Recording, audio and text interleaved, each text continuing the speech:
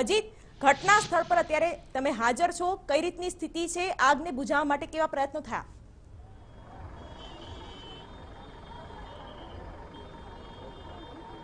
જી શિવાની, આ દાણી લીમડા 4 રસ્તા વિસ્તારની આ જે ઘટના છે આપ જોઈ રહ્યા છો એ પ્રમાણે આ ભંગારની જે દુકાન છે એ ભંગારની દુકાનની અંદર બ્લાસ્ટ થયો હતો।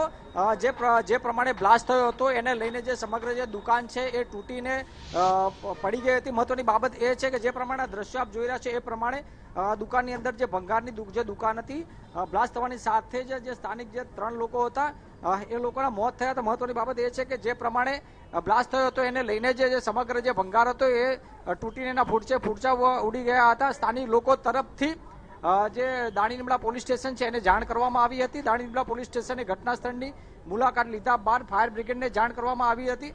આ બ્લાસ્ટની અંદર 2 જેટલા જે લોકો છે એમના મોત થયા છે, સાથે સાથે એક મહિલા પણ જ્યાં ભંગારની દુકાનમાં કામ કરતી હતી એનું કરુણ મોત થયું છે। ચોક્કસ બ્લાસ્ટ થવાનું જે કારણ છે એ હજુ જાણવા નથી મળી રહ્યું, પરંતુ જે બ્લાસ્ટ થયો હતો એ હદ સુધીનો બ્લાસ્ટ હતો કે જેને લઈને સમગ્ર દુકાન છે ને એ તૂટીને ભસ્મીભૂત થઈ ગઈ હતી અને આ દુકાન પડતાની સાથે જ જે સ્થાનિક લોકો હતા એ પણ રોડ ઉપર આવી ગયા હતા। દાણી લીમડા પોલીસ ઘટના સ્થળે પહોંચી હતી અને દાણી લીમડા પોલીસ ઘટના સ્થળે પહોંચી જે ટોળાને વેરવિખેર કર્યો હતો। ફાયરની ટીમ પણ અહીંયા હાજર છે। આપ ફરીથી દ્રશ્યો જોઈ શકશો એ પ્રમાણે બ્લાસ્ટનું કોઈ જે ચોક્કસ કારણ હજુ સુધી નથી જાણવા મળ્યું, પરંતુ ઇલેક્ટ્રોનિક શોર્ટ સર્કિટ અથવા તો જે અંદર ગેસનો કોઈ બોટલ હોય અને એને લઈને જ ક્યાંક ને ક્યાંક આ જે ભંગારની દુકાન હતી એની અંદર બ્લાસ્ટ થયો હતો।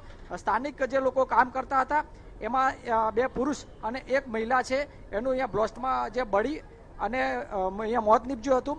એમ્બ્યુલન્સની અંદર અત્યારે એક બોડી છે એને સાચવવાનો અંદર લઈ જવામાં આવી છે। સાથે સાથે 2 લોકો છે એમની જે બોડી છે એને ફાયર બ્રિગેડના અધિકારીઓ તરફથી બહાર કાઢવા માટેની અત્યારે પ્રયત્ન ચાલુ છે। શિવાની, બિલકુલ અજીતસિંહ, આસપાસનો વિસ્તાર પણ જોઈ શકાય છે, ગીચ વિસ્તાર છે, બાજુમાં ઘણી બધી એવી દુકાનો પણ આવેલી છે। શું ફાયર સેફટીના સાધનો ત્યાં ઉપલબ્ધ હતા કે કેમ તે વિશે પણ જાણવાનો પ્રયત્ન કરશો?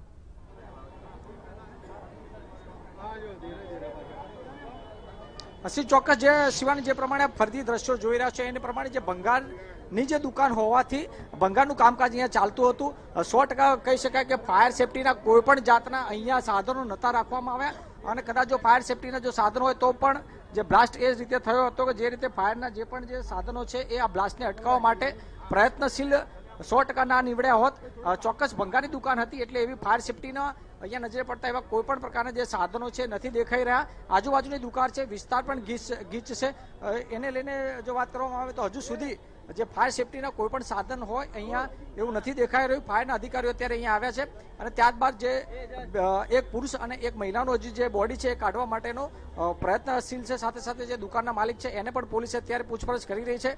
બ્લાસ્ટ થવાનું ચોક્કસ કારણ હજુ સુધી જાણવા નથી મળ્યું, પરંતુ અત્યારે તો હાલ પ્રાથમિક ધોરણે જે આ જે કાર્યવાહી છે એમાં જે 2 બોડી છે એને બહાર કાઢવા માટેની કવાયત પોલીસે હાથ ધરી છે। શિવાની, બિલકુલ અજીતસિંહ, જોડાવા માટે આભાર। તો સિલિન્ડર બ્લાસ્ટની આ ઘટના કે જેમાં 3ના મોત થયા છે અને અત્યારે ત્યાંના દ્રશ્યો પણ મેં આપને બતાવી રહ્યા છે કે કેટલી હદે આ ભંગારની જે દુકાન આવેલી છે ત્યાં નુકસાન થયું છે।